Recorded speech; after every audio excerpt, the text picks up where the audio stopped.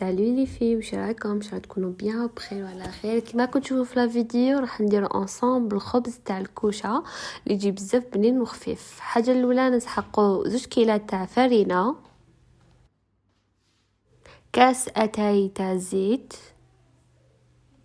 ونخلطوا الفرينه مع الزيت هذيك نبسوها تخي بيان. يعني هنا تدو شويه وقت نتوما تبسوه فيها. كل من يرجو الغفران يرجى ويسجد للرحمن. نزيدو نضيفو عليها خميرة تاع الخبز، وتاني نخلطو بطريقة هذه، نخلطو تخي بيان باش الخميرة تدخل في فرينة.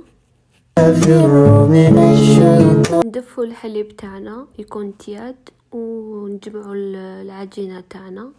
البنات هنايا عندكم ملاحظه، اذا جمعتوها بالحليب ومكفاكمش الحليب تقدروا تزيدوا تدفوا شويه ماء وتكملوا تجمعوها العجينه تاعنا.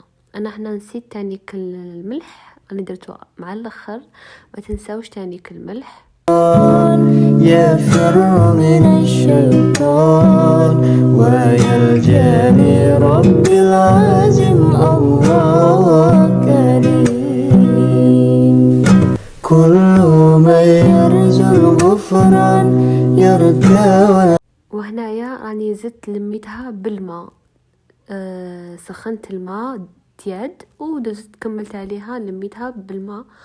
فوالا هي تكون شويه ماشي ناشفه، تكون شويه جاريه، وتعجنوها تخي بيان بطريقه هذه. يسجد للرحمن يفر من الشيطان يفر من الشيطان ويلجاني ربي العظيم الله كريم.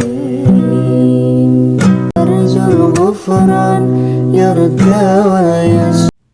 وهنا البنات جيبوا ساشي ديروها داخل ساشي باش تخمر لكم. المدة الزمنية تاعها تقدروا تحطوها من 15 دقيقة حتى ل 20 دقيقة وهي تخمر. حطوها في بلاصة تكون دافية قدام فرن ولا باش تطلع لكم تخي بيان، وتعطيكم هذاك الخميرة تاعها تخمر بيان. البنات ما هي لاستيس تاعها هنايا هذا الخبز غير في على جال المده اللي تريح فيها. وهنا تجيبوا السنيوه تاعكم وتدهنوها بالزيت. وش تاني كاين اللي يحب يدير بابي كويسون ولا تحبوا ديروها ديريكتومون، انا هنا درتها ديريكتومون في السنيوه. كما راكم تشوفوا ترفدوها بطريقه هذه، تحطوها ابخي تبداو تعجنوا فيها بهذه الطريقه، يعني تسقموها كامل بطريقه هذه لي كوتي ايتو. ابخي البنات واش تروحوا تجيبوا صفار البيض وتخلطوه بتخي بيان كما راكم تشوفوا.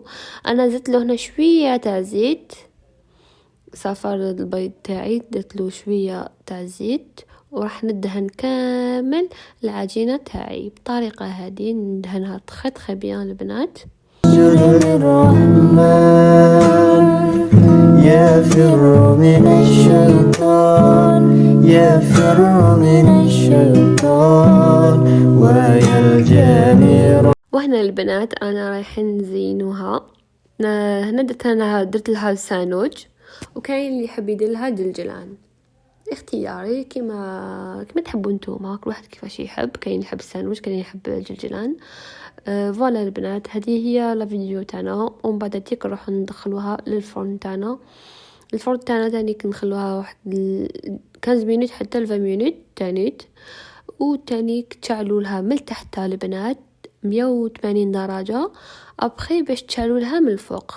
فهمتوني البنات؟ وما تحلوش عليها، ما تحلوش كامل عليها، خلوها 15 دقيقه ولا 20 دقيقه باش تفتحوا عليها. هذه هي النتيجه تاعنا. كنت قطعتها جات بزاف بنينه. وفوالا انا قدمتها في القهوه، شربت بها قهوه الله جات ما شاء الله. درت لها الزبده تاع البقره جات بزاف بنينه. وهذه هي درت حليب، درت شويه بنان هكايا، هذه هي كان قوتي تاع العشيه. جاب بزاف بنين، ننصحكم تجربوه وتبارطاجيوه مع لي زامي تاعكم. واذا عجبكم الفيديو ما تنساوش بالدعم تاعكم الايجابي ومن السلبي نتقبلوا، باسكو احنا رانا معاكم هنا باش نبارطاجيو معاكم. ثم انتقادات البناءة ناكسبتيوهم، وانتقادات الهدامة ناكسبتيوهم. ونتلاقى في فيديو آخر إن شاء الله. للملتقى، سلام.